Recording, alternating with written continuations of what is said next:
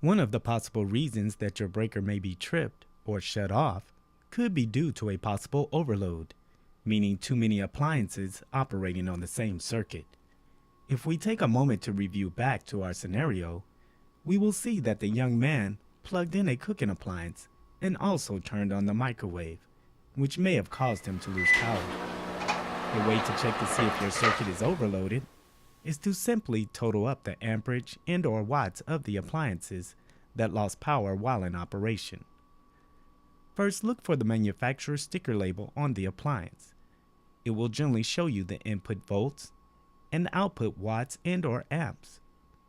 For this particular microwave, we have an input of 120 volts and an output of 1000 watts.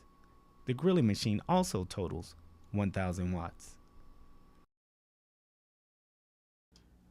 Once you have gathered your input volts, output watts, and/or amperage information from the appliances that lost power, we now want to total up our amperage load. But first, we must change our watts into amps in order to get our total amperage load being used on the circuit. We do this simply by dividing 120 volts into 1000 watts from the information we gathered off the manufacturer's sticker label. By using this formula, we find 1000 watts rounds to equal about 8 amps for our operating load of this particular appliance.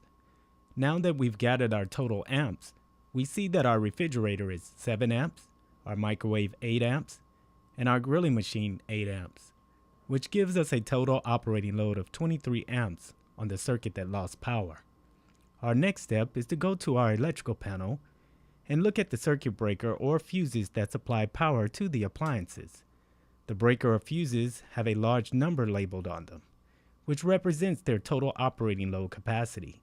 If your total operating load exceeds the specified amperage load, it will cause your breakers or fuses to overheat, which will result in loss of power, or in some cases, an electrical fire.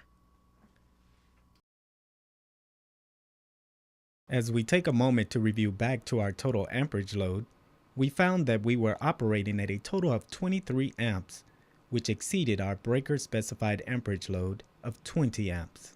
Therefore, we lost power.